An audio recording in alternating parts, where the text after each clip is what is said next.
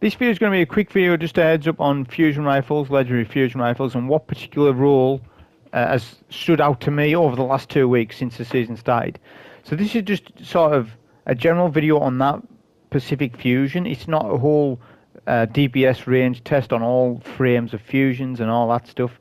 It really isn't that. It's just, this is a role I've got that's interesting and very, very powerful in PVE. If you want it, this is how you can get it easily, and that's all it is. So the fusion rifle I'm talking about that you really want to get this season is the Coordinate Legendary Solar Fusion Rifle.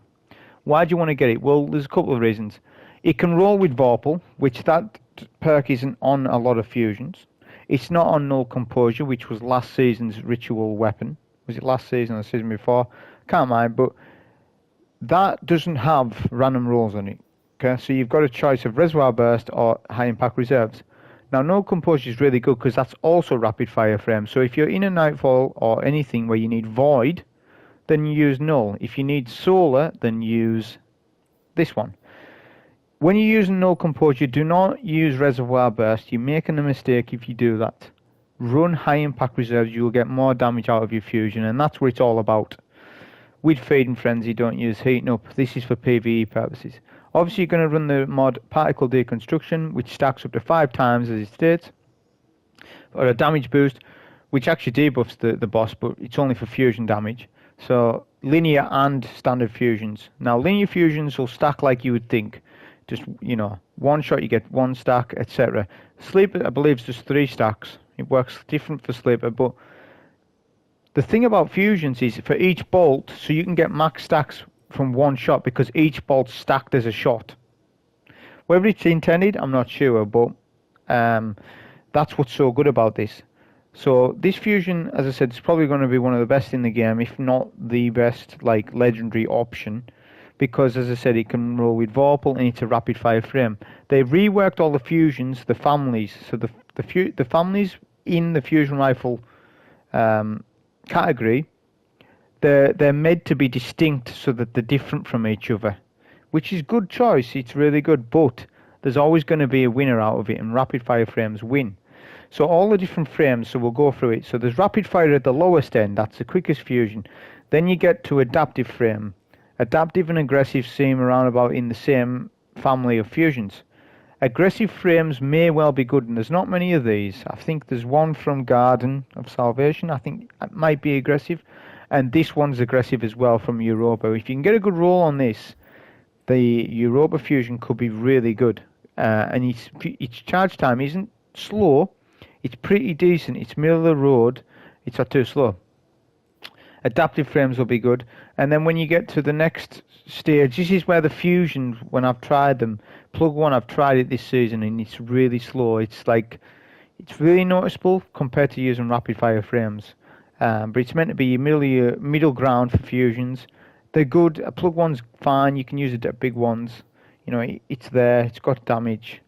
But again, I'd still rather use the rapid fire frames. And then we come to the highest tier of the fusions for, you know, slowness, the high impact frames. So they're meant to be high damage, slow charge rate. That's the distinction of this fusion rifle. The only problem is it's that slow that you can use 2 rapid fire frame shots as compared to 1 shot from a high impact frame, which means, you know, you're going to do more damage from 2 shots. No matter how much damage that 1 fusion high impact shot is, you're still going to out DPS with this fusion. It just doesn't matter, really, does it? So high impact frames are really disappointing. They've went too overboard, I think, with the high impact frames in terms of the way they are. Like, they're just so slow. It's kind of infuriating to play with them. Once you play with one of these, which how good they are. Again, adaptive frames are good as well, mind. I will say that. But anyways, so those are your types. So the role that you want to look for on this fusion, well, this is what I believe to be the god role for PVE. But there are other roles that are, you know, nearly as good, a 9 out of 10 or an 8 out of 10. I'll discuss all the perks quickly on it, and the scopes and the perks on it.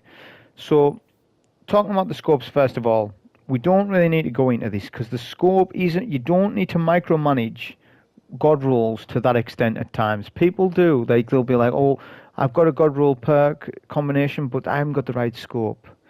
To be honest, in PvE, you really don't need to go to that point. But if you really do want to know what the best scope is, I would say the Red Dot 2 MOAs, because it has the highest range boost out of all the scopes on this fusion. So I believe, at least. So that's just what I would just say. Have a nice scope that feels good to you. Because it's really good that there's, you know, some fusions just have barrel options. I like that this has scopes on it. So that's the bit on that. This column has different options depending on what you want from the fusion. I would say your primary thing would be to get liquid coils on this, because you're going to get increased impact damage on that. But you're going to get a slower charge time.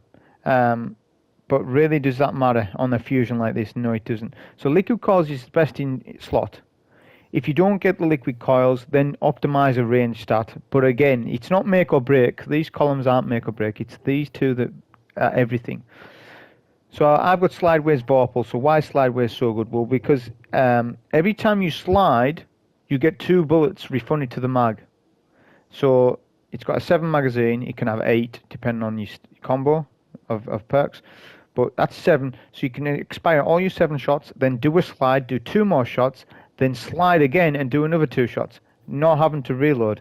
Slideways is on a 2-second sort of delay, so you can do it and then it's locked out of you from doing that for another 2 seconds, and then you can do it again. But by the time you've fired 2 shots, you can slide again and do it, which I'll show gameplay at the very end.